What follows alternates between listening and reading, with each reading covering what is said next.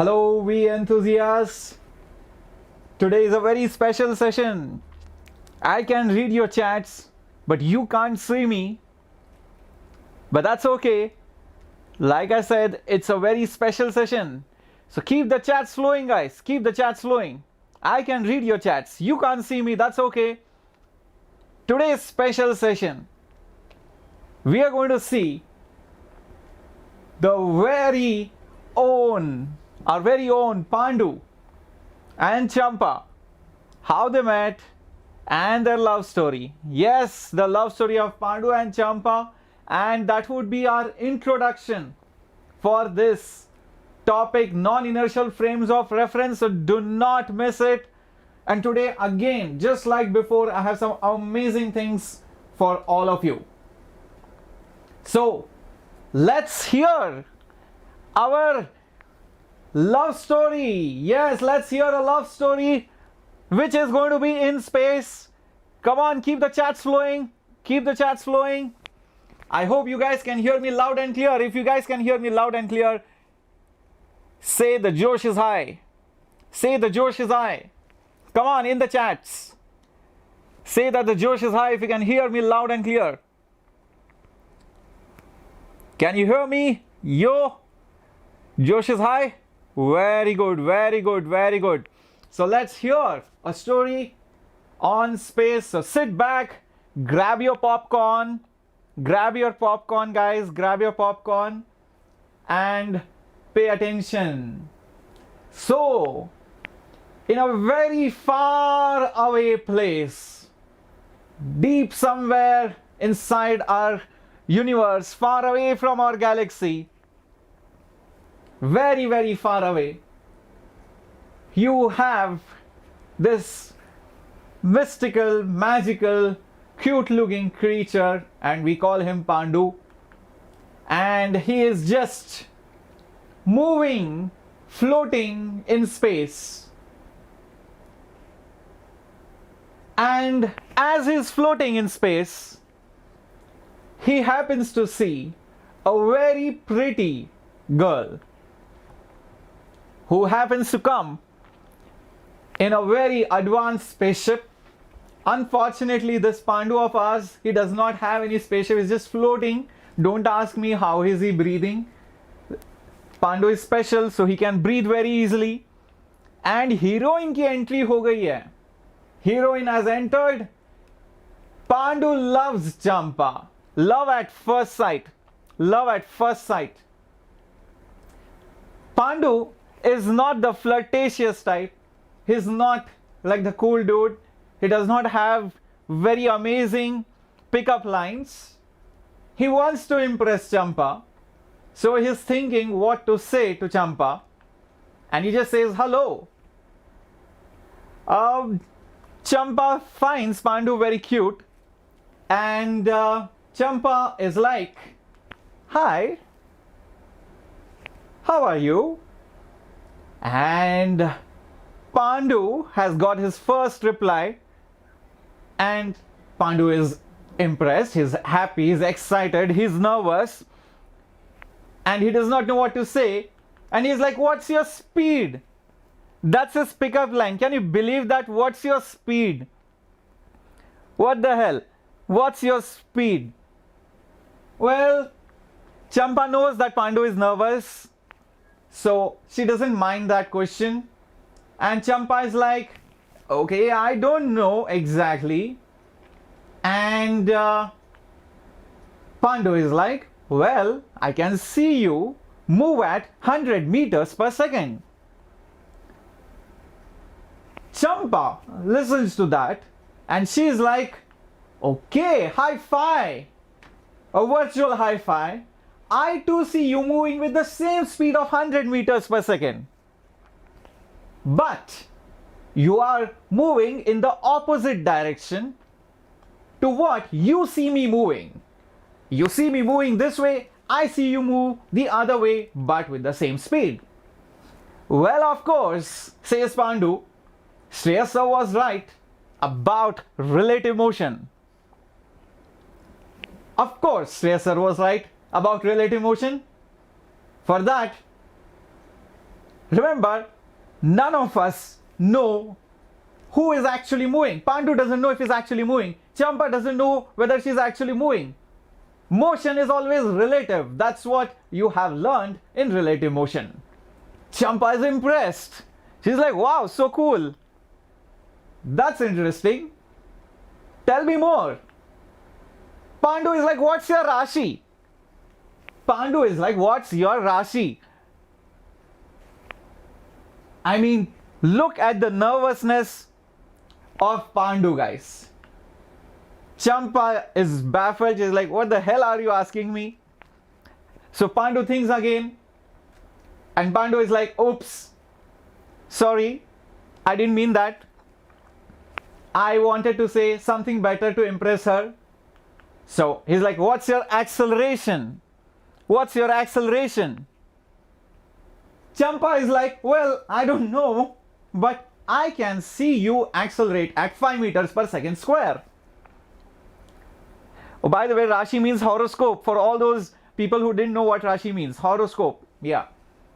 So Champa is like, well, I can see you accelerate at 5 meters per second square.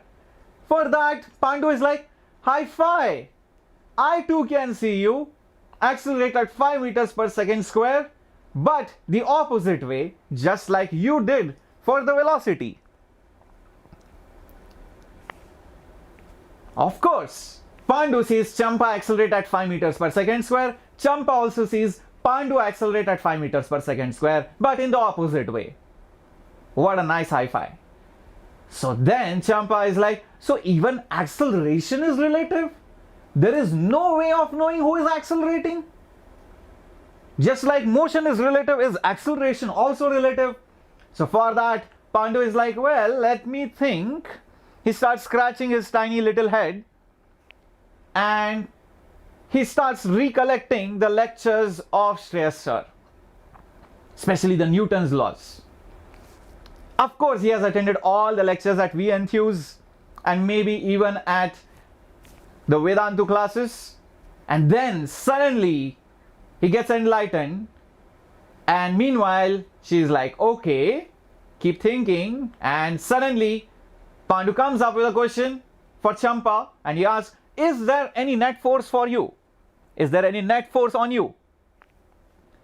Look at that lovey-dovey conversation, guys. I'm pretty sure none of you had such a conversation with any of your crushes out there. Anyways, so Pandu is like, do you have any net force on you?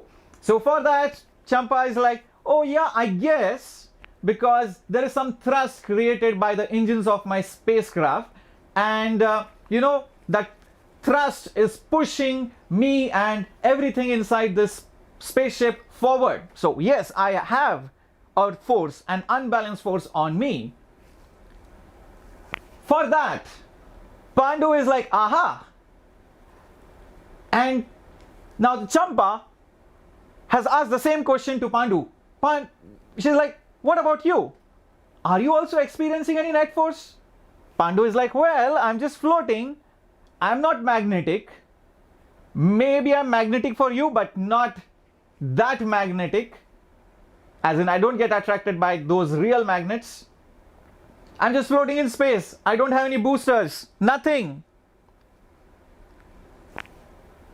So, I guess there is no force on me. There is no net force on me. So, there is no net force on me. So, what? So, now what? By Newton's first law, says Pandu, I should be moving uniformly. Of course. By Newton's first law, I should be moving uniformly. And that means Champa is not moving uniformly. That's sad. Champa is not moving uniformly because there is a net force on Champa, the thrust force by the rocket engines. So that means Champa is accelerating. She's shocked. Pandu is like, don't worry. Champa is worried that she's accelerating. Pandu is not accelerating.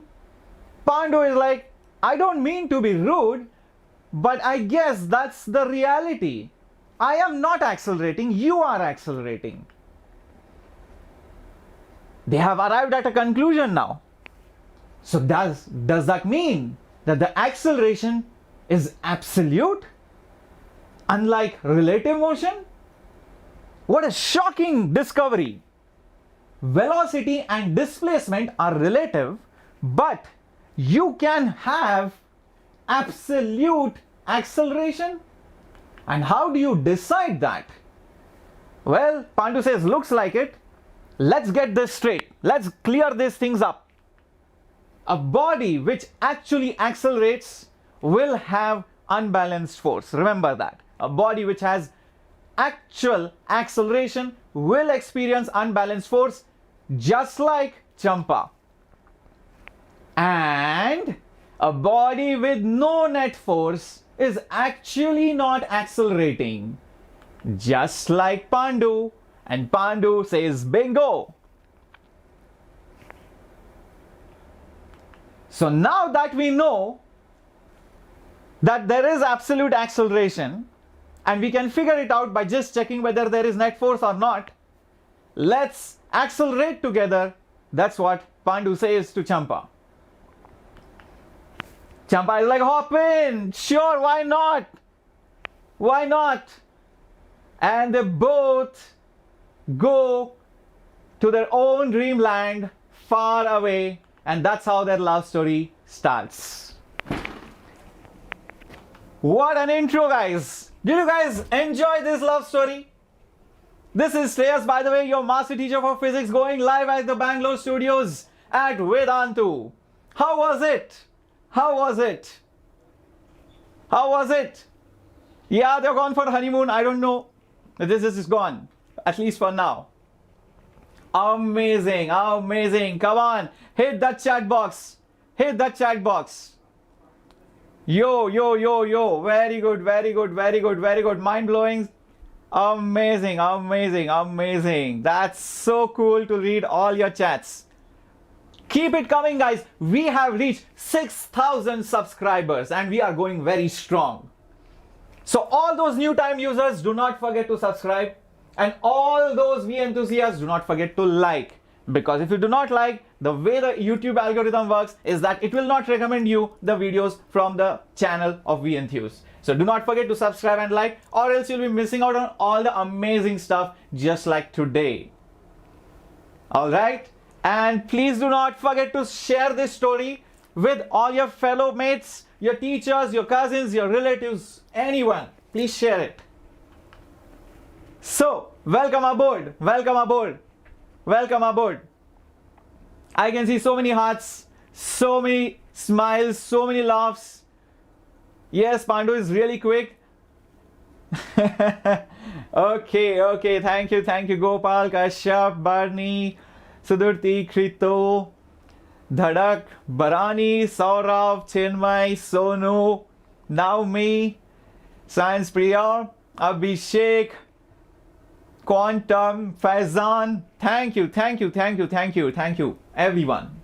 Okay, so today we are doing non-inertial frames of reference. We have done integration, Newton's laws, pulleys and strings, related problems. Tomorrow we'll be doing frictional force, by the way. And in the morning you would have already seen the drill discussion session of these two things. Alright, the Newton's laws and pulley and strings wale problems. Alright, and those of you who are asking, sir, where are the extracts? Well, there are at two places. One, in the Telegram group. Okay, so the Telegram group is there in the description box below. Right, the link of Telegram group is there in the description box below. That's one way you can find it. And kinematics 1D and kinematics 2D, the extracts, the flash extracts, the summary of the chapter is there in the description, not of this video, but of the last lectures of kinematics 1D and kinematics 2D. So check the last lectures of kinematics 1D and 2D. You can find it in the playlist. The playlists are arranged subject wise as well as chapter wise, so you can find it very easily, trust me on that. All right, yes, you would definitely see the extracts over there. And keep a tab on the Telegram group, because the first notification generally will come on Telegram group and maybe later on the YouTube community and so on and so forth, because Telegram is very easily accessible. All right, The meaning of extracts is the summary of the chapter, all the important pointers, formulas, definitions, every important aspect of the chapter is there in the extracts. So it's like extracts of a bulky thing. So the concise summary.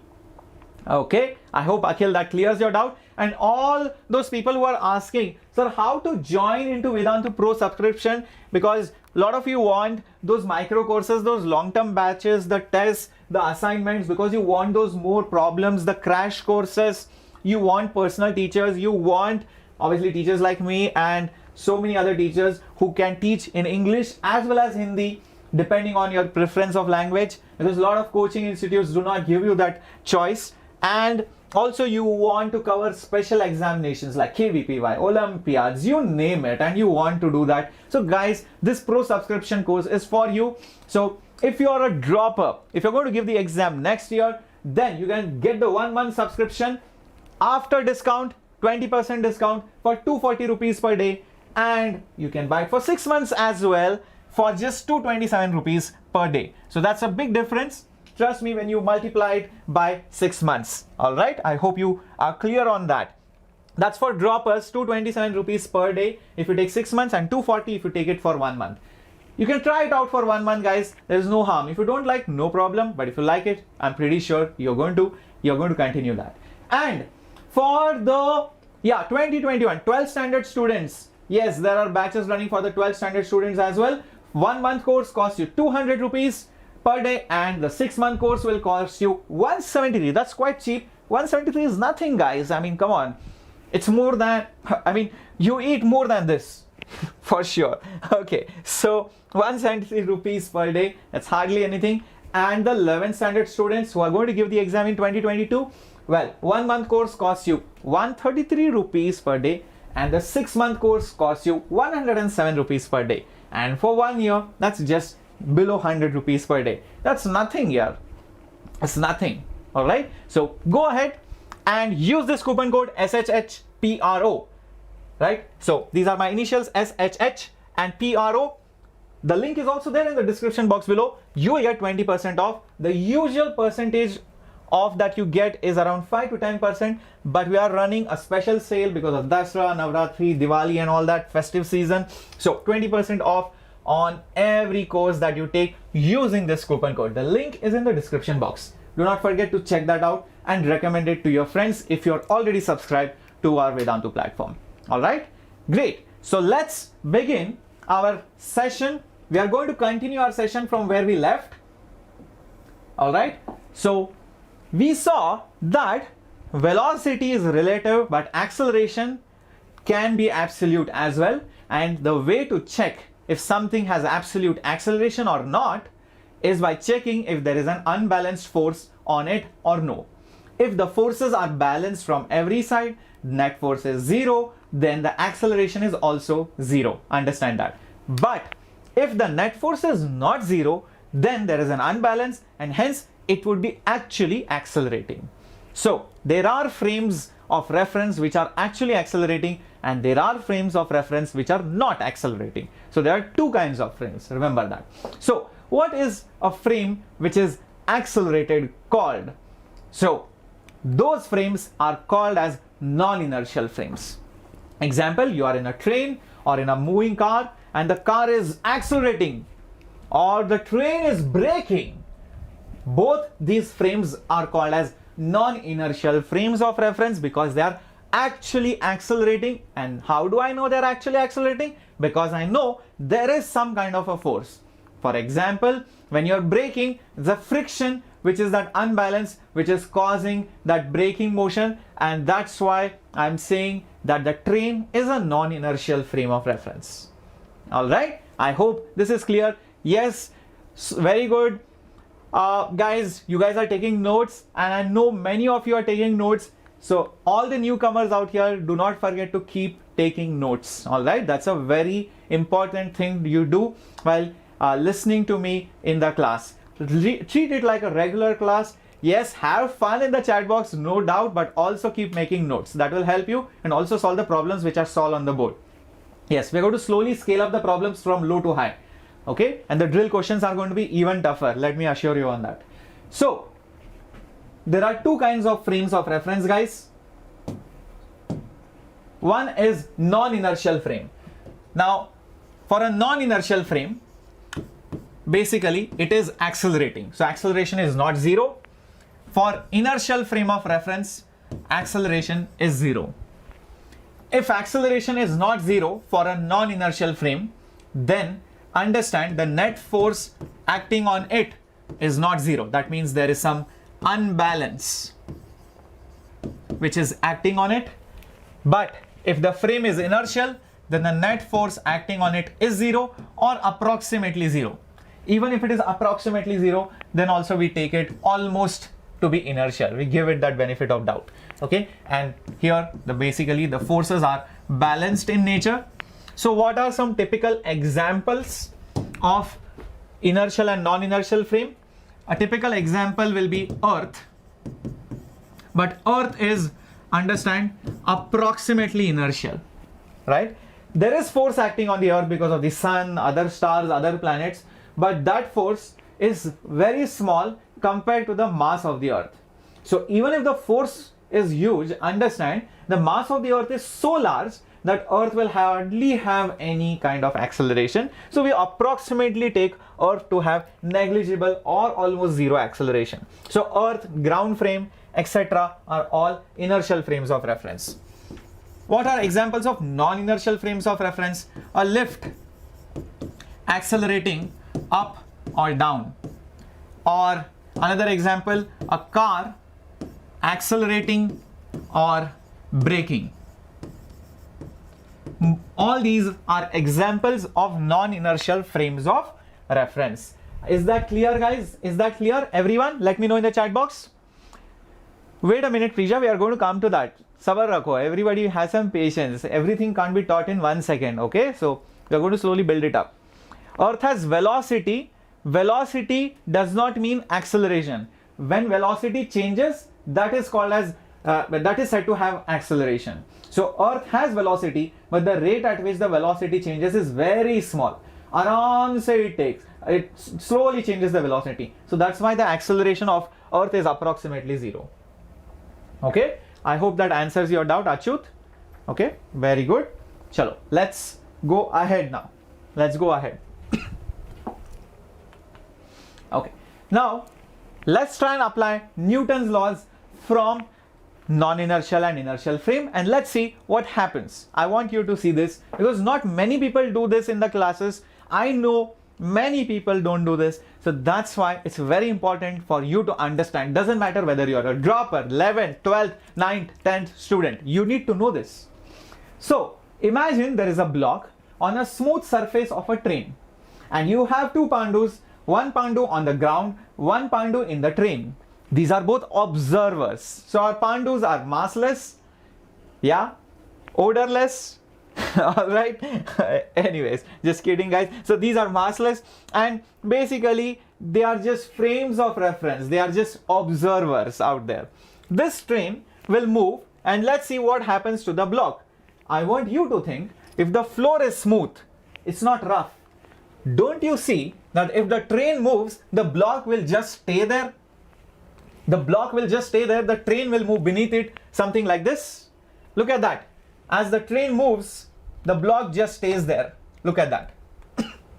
The block just stays there because the surface is smooth. Yes, this pandu, which is the observer inside the train, he will move, but understand the block won't move because there is nothing to pull it. There is no friction. I just told there is no friction out there. This is just for our understanding, to make you understand the concept of Newton's laws in non-inertial frame. That's all. I'm just taking an example. This guy who is standing on the ground, all right, let's start solving now. Okay, so this guy who is standing on the ground, this ground frame, I believe, is an inertial frame. He's an inertial observer. And this guy over here, this dude is very sleepy, looks like, he is definitely a non-inertial observer. Understand that. He is a non-inertial observer, he is an inertial observer. Why is this guy a non-inertial observer? Because he is in an accelerated train. Okay, so the train has some acceleration, and let's assume that the acceleration is A, capital A. Let's just assume that. All right, great. Now let's try and draw the free body diagram with respect to each one of them. How will each one of them perceive the free body diagram to be? First, with respect to the inertial observer. Okay, so now with respect to the inertial observer, this block obviously stays at rest. I just told you, as the train moves, the block just stays there. So for this guy, this block's position hasn't changed. So that block is at rest. The forces on that block are mg and obviously the normal from the surface or the flooring of the train. That's it, nothing else. There is no other force. Is normal equal to mg? Yes, normal is equal to mg. Is Newton's first law and second law valid? Yes, you can see that. If forces are balanced, then it should maintain its state of rest, and also according to second law, acceleration should be 0. Yes, all the laws are valid, so no doubt about it. Let's be clear about this. All right, I hope this is clear. This is all from the inertial observer. Now let's think about this guy. What will this dude see? What will this Pandu see this block doing? Let's draw this free body diagram again. There is m. Yes, there is normal, no doubt. There is also mg, but there is one extra thing that is happening. This guy is moving towards that block with a acceleration. Think about it. So that guy will see this block move towards him with a acceleration, just like Pandu and Champa did.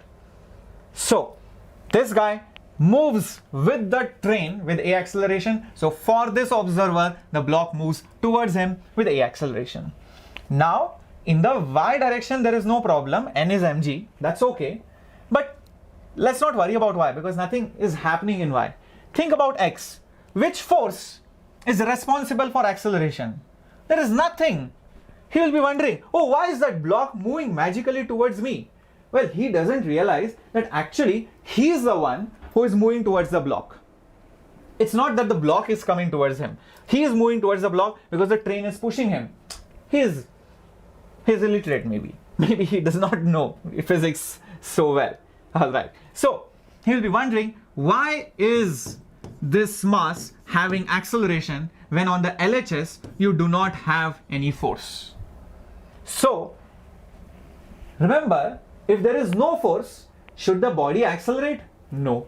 So is first law valid? No. Second law says for having acceleration you need to have an unbalanced force. So gone. That's it. Second law also not valid. So this slide clearly tells you, for an inertial observer, Newton's laws are valid, but for a non-inertial observer, Newton's laws are not valid. So if you recollect the Champa Pandu story, think about it. Pandu was the inertial observer, Champa was the non-inertial observer. Is Newton's laws valid for both of them? Who can apply Newton's laws? Pandu or Champa? Think about it. Only Pandu. Only Pandu can apply Newton's laws. Can Champa apply Newton's laws? No. Why? Because she was in an accelerated frame. She was a non-inertial observer. That's pretty sad. So essentially, if you're in a train, you cannot apply Newton's laws. Now what if you're like hell-bent? No, I want to apply Newton's laws even in a non-inertial frame. You do something. You tweak some gears, you tweak some levers, you do something, but I want to apply. Okay, fine, no problem. We'll make you apply Newton's laws. And what we do is, we again go back to that same problem. Okay, one second.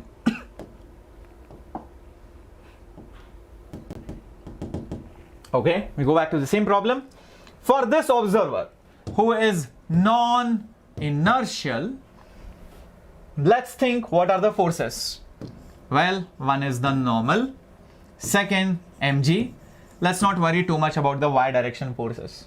This block is accelerating here. So why not create a fake force, a non-real force, just to satisfy this dude out here? It's just a equation, it's just a number, a term in you can say on paper. It's not a real thing, just to satisfy equation, just to make sure that this dude out here can apply Newton's laws. So we write a magical force. That magical force, which is a not real force, is called as pseudo force. So FP, that P stands for pseudo. Pseudo means fake. Pseudo means fake or non-real. It's not a real force. It's just an imaginary force, just to satisfy this guy's determination that I want to apply Newton's laws. That's it. So now this dude will be like, okay, FP is the force which is equal to MA. Now he will be like satisfied. Okay, so pseudo force is causing that acceleration. So is Newton's first law valid? Yes. Is Newton's second law valid? Yes. So Newton's first law, how is it valid?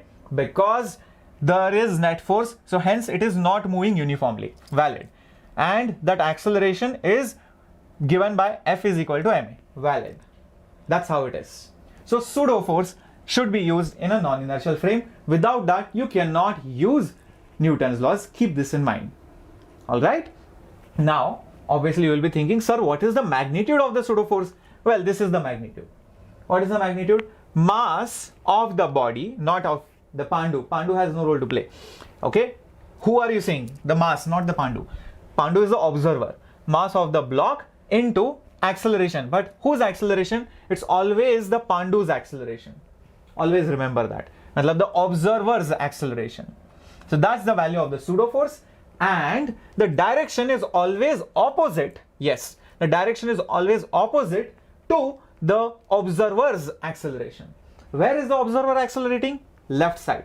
Where is the pseudo force? Right side. Always opposite. Here I have just written the magnitude. So let's summarize this. If you have this non-inertial observer, all right, you have this non-inertial observer, and let's say this non-inertial observer has some acceleration A. Then when this observer observes anything, no matter where, what, when, then he will have to apply something called as the pseudo force. What direction will he apply pseudo force? Opposite to his own acceleration. Where is he accelerating? Left side. Pseudo force will be on the right side. And the magnitude of the pseudo force will be equal to be mass into the acceleration of the observer. Understand that. Understand that. Okay? But please keep in mind, there will be other forces also on this mass, maybe friction, normal, tension, spring, weight, could be anything. There could be other forces as well acting on this block. Let's say F1, F2, F3, etc., etc. So when you finally write down the Newton's law equation for this guy, what will you say? Force 1 plus force 2 vector wise plus force 3 plus pseudo force, all vectors, just like you solve the forces, will be equal to the mass into, be very careful, not this capital A, small a. What is this small a? This is the acceleration relative to that Pandu out there. Relative to this Pandu. Because understand, this block could be moving anyhow. This A is not this block's acceleration. This is this dude's acceleration. So the block can have some random acceleration. So that A is just the relative acceleration. Understand that. This is something which you should know. So these are your external forces. This is your fake force.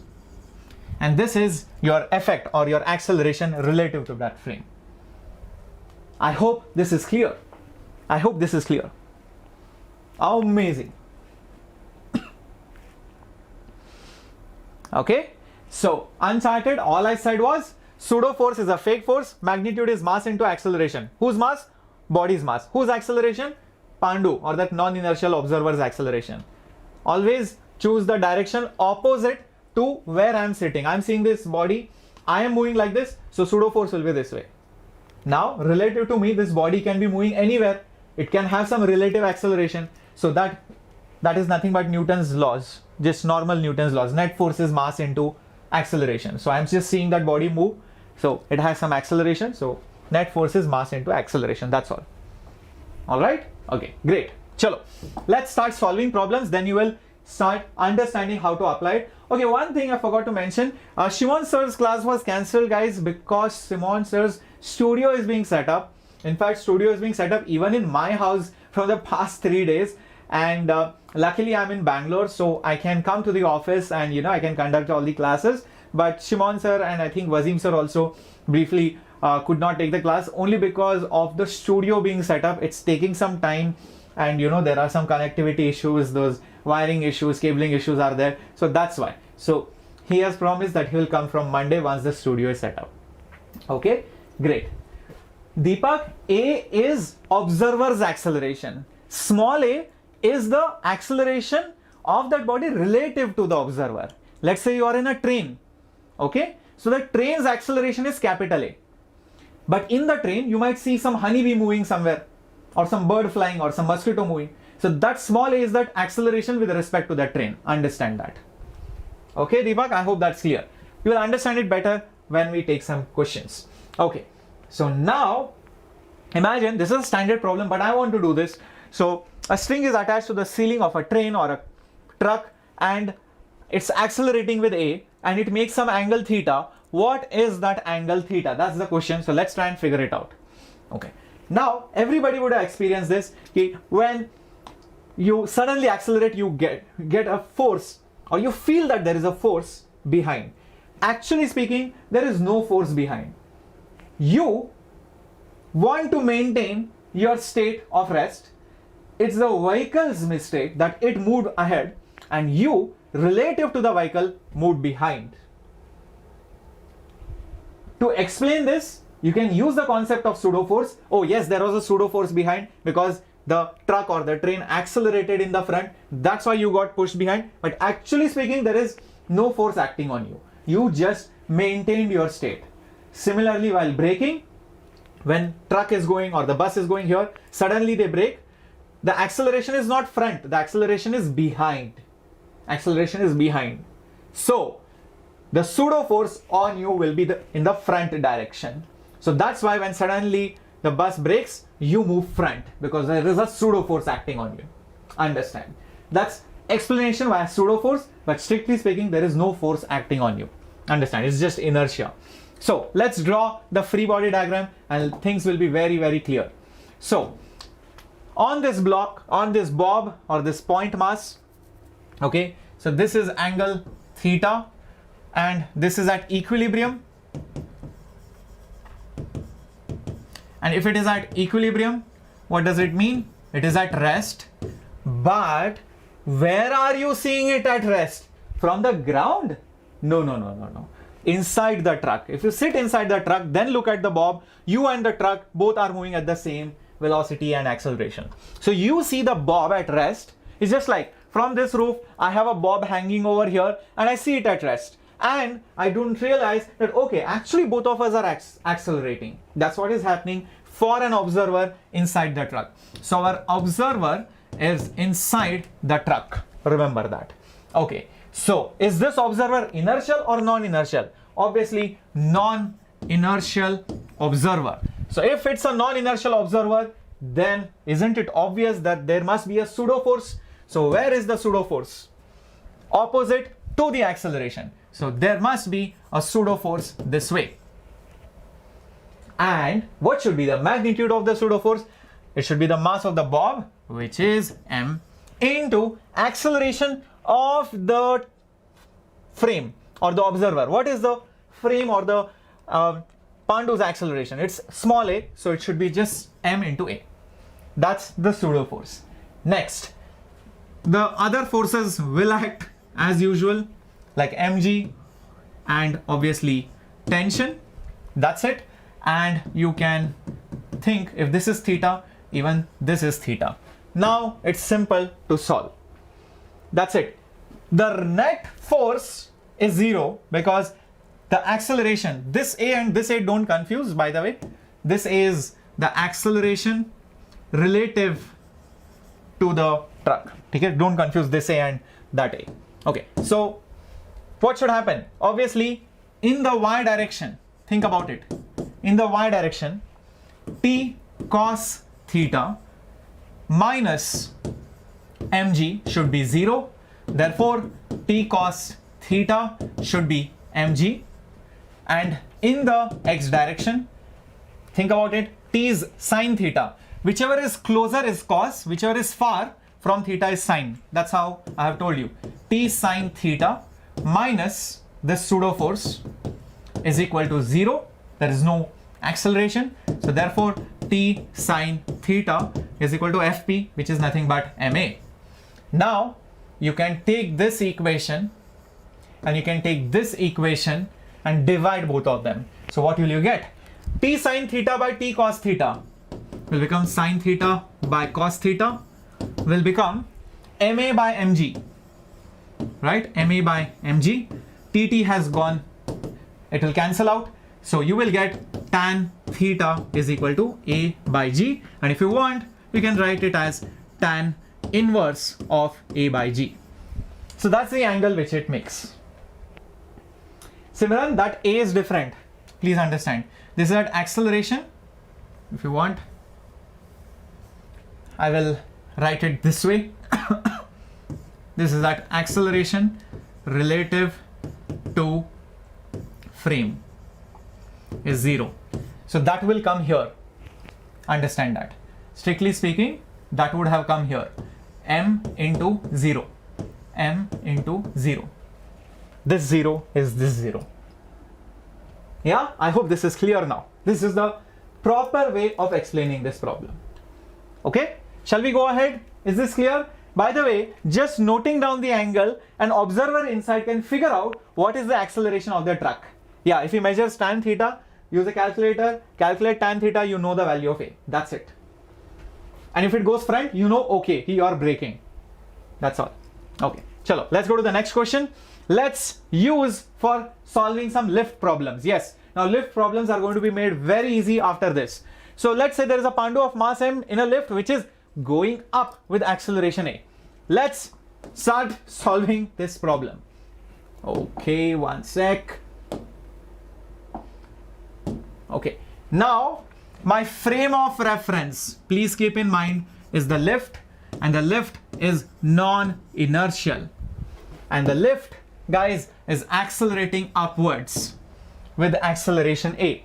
If you want, I'll make this capital A because now you're used to capital A, so I'll just use that. All right, so the lift is accelerating upwards with A. Now, inside that lift, what will be the forces that you will draw on this Pandu? One will be normal, second will be obviously mg. Next is the pseudo force. Where will the pseudo force be? Think, where are you accelerating? Up. So where will the pseudo force be? Down. That's it. So the pseudo force on this Pandu will be down. What will be the value of the pseudo force? Think about it. Mass of Pandu, m, into your acceleration. What is your acceleration? A. That's it. And lastly, with respect to that lift, what is your acceleration? This Pandu's acceleration. What is the Pandu's acceleration with respect to that lift? Oh, he's at rest. Both move together. So small a is 0. That's it. With respect to the lift, Pandu's acceleration is 0. Understand that. Now, just write the equations. Things are very simple. So normal minus mg minus fp is equal to m into 0. Rearrange, you will get n is equal to mg plus pseudo force. What is it? ma. So it will become m into g plus a. Do you remember relative 1D motion in lifts? We just did it some days back. If a lift goes up, what is the relative acceleration? If you drop an apple, g plus a. Didn't I tell you? If lift goes up, you will be pushed down. Things will move faster towards the lift. You will feel more gravity, more pressure on you. So it is mg plus a. Guess what? This g plus a is now called g effective. Effective means what you perceive. You will perceive, this Pandu will perceive that inside that lift the gravity is not 10. He will perceive, let's say a was 2 meters per second square, he will perceive gravity as 10 plus 2, which is 12 meters per second square, slightly more. If you make that lift go up with 14 meters per second square, how much? 14 meters per second square. Some crazy motor pulls it up. Then 10 plus 14 will be 24 meters per second square. So Pandu will feel effective gravity of 24 meters per second square, and he will feel that he is on Jupiter because the acceleration due to gravity on Jupiter is around 24 meters per second square. Yes. Interesting. You can make Pandu feel wherever he wants to be by just changing the acceleration of the lift. Alright? Is this clear? Sab log ka josh? Kaisa hai? How is Josh? How is the Josh, guys? Everyone understanding? Come on. Very good. Help each other, and all the newcomers take help from all the V enthusiasts, and all the V enthusiasts help the newcomers. Answer all the doubts also. Very good. Very good. It's hot, it seems. Very good. Chalo. Next case. Oh, this Pandu is happy because he's falling down. Now, this time, the lift is coming down with some acceleration downwards, but it's less than g. It's not more than 10. It's less than 10, like 8, 7, 6, something like that. Again, let's sit in that lift frame. Okay, let's sit in that lift frame. Obviously, it's non-inertial. And if I show the forces, one will be normal, second mg. I'm going to do this quick. Pseudo force. Where will the pseudo force be? Acceleration of the frame is down, so pseudo force will be up. Yes, so the pseudo force will be up. What will be the value? Mass of Pandu into acceleration of the frame. That's it. And with respect to the lift, this Pandu is at rest. That's all. That's all. Now write the equation. N plus Fp minus mg is equal to m into 0. Rearrange. N will be equal to pseudo force, which is ma plus okay, 1 second. This will become mg, and Fp after going there will become minus, so it will become ma. It will become m into g minus a. Interesting.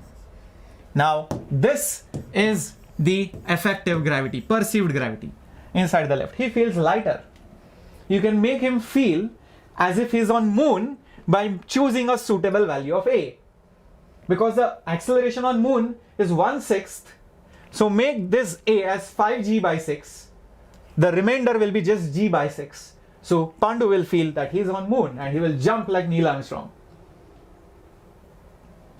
If both are in motion, then this will not be 0. That's all. This will be some other value. That will be the relative acceleration. Yes, now we are going to go to the next case. Everybody getting it? Saurav, that's what I answered just now. Alright? Okay. Chalo. Let's go ahead. What if this acceleration is more than g? Oh, you know what is going to happen? This guy is going to hit his head to the roof. Yes, this will be A, and this time is going to just fly up, bang against the roof, and there will be a normal from the roof. There will be his weight mg, and do not forget there will be a pseudo force like this Fp, and with respect to that non-inertial frame, this Pandu is at rest. Again, if I have to write the equation, it will be pseudo force. Let me just figure out the value. Mass of Pandu into acceleration, of course. So Fp minus n minus mg will be 0. Therefore, n will be equal to, think about it, Fp minus mg. So this will be ma minus mg. So this will become m into a minus g. Yes. So the effective gravity will become a minus g. It will be upwards. Yes. It will be upwards. They have to go upside down. Then he will feel that, okay, he's standing normally. He has to stand upside down. I hope this is clear. Is this clear? How to solve problems? Yes. If A is equal to G, then you will just lose contact and both of them will fall freely. There will be no relative motion. Alright? Okay, great. Chalo, let's solve some more problems. Come on. Let's do this quick. Come on, guys. Look at this. If you get the answer to this question, then you can post it on the comment section. No problem. The elevator is descending with an acceleration of 2. The mass of the block here is 0.5 kg. What force is exerted by the block A on block B? Okay. Now think about it. Whatever force normal block A exerts on B, by third law, the same force block B also exerts on block A. The force which A exerts on B will be downwards. The force which B exerts on A will be upwards. This is by third law of Newton. So why not just find this force? Automatically I would have found the other. So let's draw the free body diagram of A. And on A, what are the forces? This normal, which I want to find, its own weight. How much is its weight? 0.5 G. But if you want, you can use G effective. Use G effective. What is the lift doing? Down, going down.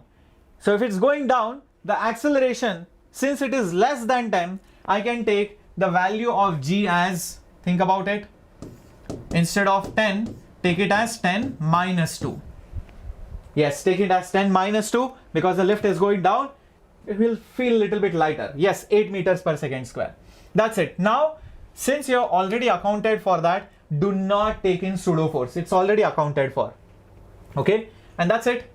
Acceleration is 0 of the block with respect to the lift frame. With respect to the lift frame, acceleration is 0. So just solve it. You will get normal will be equal to 0.5 into 10 minus 2. So 10 minus 2 is 8. 8 into 0.5, guys. Come on, 8 into 0.5. How much? 4 Newton. So 4 Newton is the answer. I hope this is clear. Let's go to the next problem. Very good. I can see all the answers coming in. A lot of you answered before me. Very good, very good, very good. Great. Look at this question. Let's see how many of you give this correct answer. A pendulum bob of half a kg suspended from the ceiling of an elevator. What is the tension in the string if the elevator goes up with uniform velocity of 3 meters per second? Come on, post the answer in the chat box. I'm not going to write anything because you'll see that it is very easy. Type the answer in the chat box.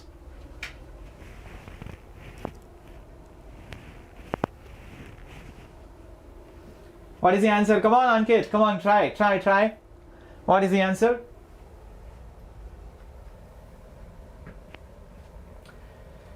Anand, I have my own style, yeah. Okay. But anyways, thank you. Come on, guys. Read the question carefully. Read the question carefully.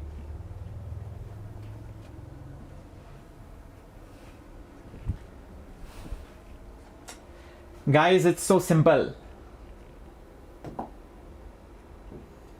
Read it carefully. Read it carefully. Read it very carefully. Uniform velocity. Acceleration is 0. So it is no longer non-inertial. It is just inertial observer. The moment it is inertial, I fooled you guys. Trick question. Yes, I tricked you very nicely and you guys got carried away. So that's it. No pseudo force. Pseudo force, obviously 0. No need. Why will you need pseudo force in inertial frame? Khatam. Just solve it normally. So tension will be just equal to the weight, nothing else. So tension will be weight. What is the weight? 0.5 into 10. So it will be 5 Newton. That's the answer. Is that clear? Interesting. Chalo, let's go to the next question then. Let's go to the next question. Shall we? Okay, great. Now, interesting. Look at this. There is a block which slides down this incline. Okay, there is a block which slides down the incline, frictionless. Angle is theta inside an elevator, which is going up with uniform velocity. Oh, if it is going up with uniform velocity, again guys, what will you do? Is there any pseudo force? Is there any pseudo force if it is going up with uniform velocity? Is there any pseudo force, guys? What do you say? Come on, answer in the chat box.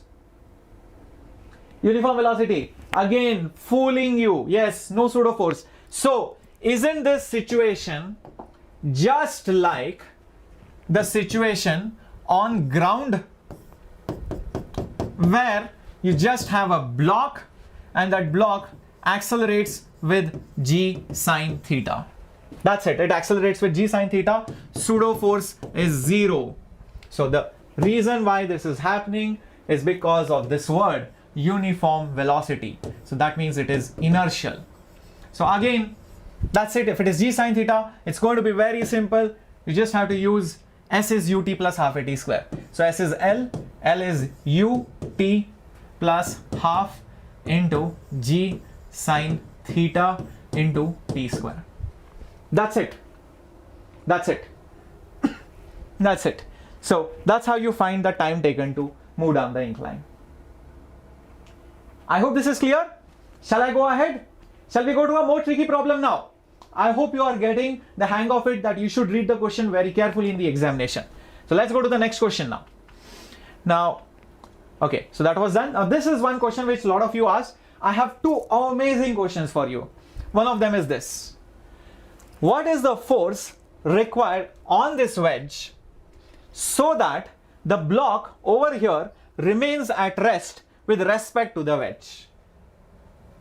Okay, so think about it. If you push the the wedge by a large force, this block is going to slide and fall over here. And if you push the wedge slowly, this block is going to slide down. But if you push it appropriately, you're just going to somehow manage it over there, and it is going to stay there as you move the wedge. So let's see how to solve this problem. So for solving that, let's use the concept of pseudo forces. So we need a non-inertial observer. So where will I place the non-inertial observer? I will place him on the wedge itself. Where did I place him? On the wedge. So when you sit on the wedge, think about it. Won't you see this block at rest? What say, guys? Won't you see that wedge at rest? That Pandu will see that block at rest. That's very important. And let's assume some values over here. Let's take the wedge's mass as example 2m. Just take an example because it was not given.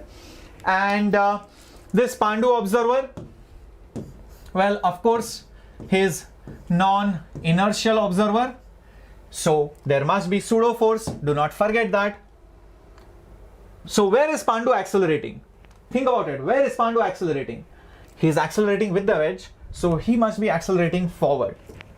Okay. But do I know Pandu's acceleration? Well, not yet. So here is what I do. Look at this entire diagram. This entire diagram, guys. Take this as a system. What is my system? 2m plus m. If I take both of them as a system, guys, you know what will happen? It becomes very simple. Both of them are moving together with some acceleration a. We can easily find that out. And since there is no friction, so F will be equal to 2m plus m into a. That's it. 2m plus m into a. Therefore, what is the acceleration? F by 3m. So I have found the acceleration, and both of them are accelerating towards the right with an acceleration of F by 3m. Okay, great. I'll use that over here. For this observer, this mass will experience pseudo force. Which direction? Because you are accelerating there, pseudo force, like most of you have said, will be towards the left, and it will be the mass into acceleration. So that will be m into f by 3m. So it will be f by 3. So that's the value of the pseudo force. I'll just kept it over here. Prajwal, concentrate, yaar, concentrate. Okay. So now, next thing that we'll draw, well, gravity and all that. So let's resolve, or should I resolve or not resolve? Let's think. It's okay. I'll do one thing. Usually we resolve gravity. This time I've decided. Okay, let's not resolve gravity, or okay, chalo, let's resolve gravity and then let's see what happens, because either ways we'll get the answer. So gravity is down, and that is angle theta. So I believe this is angle theta. So this is mg cos and this is mg sin theta. Okay, so let's take this as mg sin theta, and this component over here, okay, this one will be mg cos theta. Okay, and the last one is normal. That's it. Now think about it. I can also resolve the pseudo force if you want. Yes, you can resolve the pseudo force if you want, because see, all forces are in weird directions. So that's why I was thinking whether I should resolve gravity or should I not resolve gravity. So I feel it was a bad idea to actually resolve this gravitational force. We could have just kept it as it is. You will see why I will do that. Let's just keep mg as it is. In fact, I'll resolve normal. To hell with you, I'm going to resolve you. So instead of resolving gravity, I'll resolve normal, and n will have two components. Now think what those components are. I have taught you the technique. Guys. Use that technique. You will get the angle very easily. So this angle is theta. So this is n cos theta, and this is n sin theta. Now it looks simple. Everything is vertical or horizontal. Everything is horizontal or vertical. This technique I have taught in the previous lecture. All those newcomers, go to the previous session and watch this trick. Okay, so now you can solve this. So who is in the y direction, guys? In the y direction, can't you say n cos theta is equal to mg? And in the x direction, can't you say f by 3 is equal to n sin theta, or here let me put n sin theta is equal to f by 3. That's it. Can't you see that? Now just divide both of them. So sin theta by cos theta, tan theta. Sin theta by cos theta, tan theta. Dividing both of them. That's all. And it will become f by 3 by mg. F by 3 by mg. Now what do we do? What do we do? Think about it. Have I got the answer? Have I got the answer? I think so. Just rearrange it. F is equal to 3 mg. 3 goes up, mg goes up, tan theta. That's the final answer. So if you apply this force, this block will not come down. Okay? Prajwal, it might be easy for you, but there are some people who are very new to these concepts. So please bear. I'm coming to a very good question now. Okay. So that's how you solve moving wedge problems with pseudo force and blocks kept on it. So let's go to the most amazing problem for today, and you will see the best way to solve this problem. Best way to solve this problem. How many of you get scared when there are pulleys inside a lift and the blocks are accelerating? How many of you get scared? How many of you get scared? Pulley inside a lift with blocks. And what if I add more pulleys? Okay, some of you. Acha. Okay, now see this.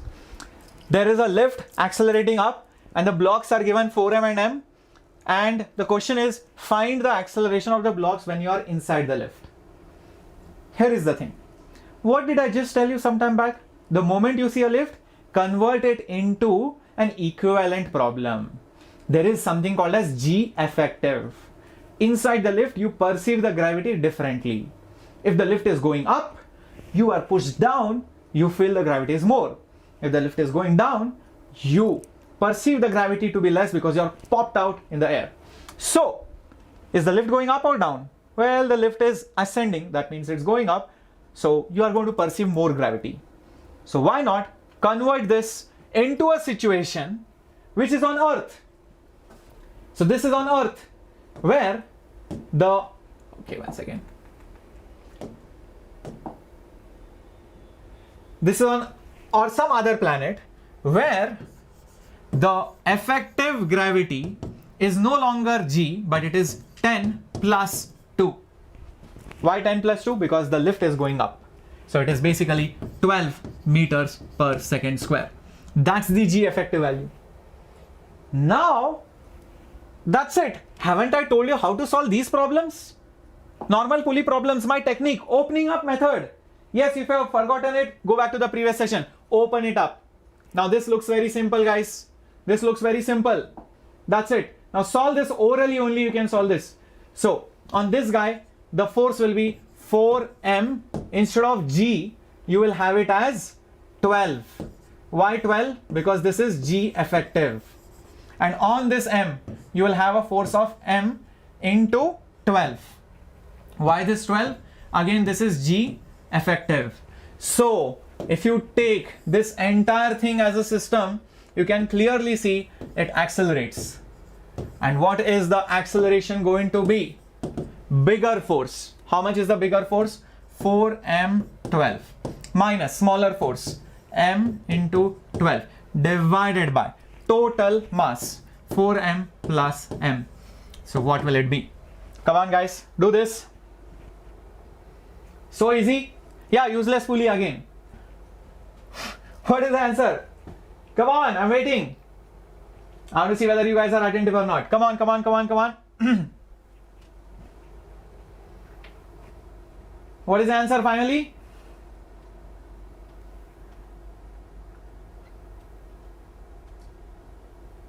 M will get cancelled, Pranav. Think again. M will get cancelled. Yes. 36 by 5. Correct. So 4 minus 1, 3. 12 3s are 36. So 36 by 5 meters per second square. That's the answer. That's the answer. Isn't it simple? How many steps? Hardly anything. This is all creativity, visualization. This should go on in your head. Very good. Thor, swalpa swalpa Kannada barutte. Okay. Great, great, great, great. Amazing, amazing. What a question this was. So guys, we have Kamlesh, please watch the previous session because I've explained what is the opening up method in the previous session where you can take these forces and open it up over here like this. That's there in the previous session. Okay, please watch that. And I've converted this situation into this situation by assuming the effective gravity. So I've forgotten that the lift is there and I've assumed that the gravity has changed to 10 plus 2. That's all I did. Very good. So guys, all those newcomers out here, I've just told you, if you want more classes like derivation class, this class, that class, you want to enroll yourself into a crash course, numerical problem solving session, whatever, KVPY course. So this is the pro subscription for you. I have put the link in the description box. You will get 20% off if you use the SHHPRO coupon code. And this offer is valid only for a few days, 20% off on all the courses that you will enroll into. So tomorrow we are going to start frictional force. Yes, and let me tell you, there is also a very nice surprise, but not for you, but in some other way. I don't know whether you already know it. At 9 p.m. 9 p.m. Yes, a very good surprise at 9 p.m.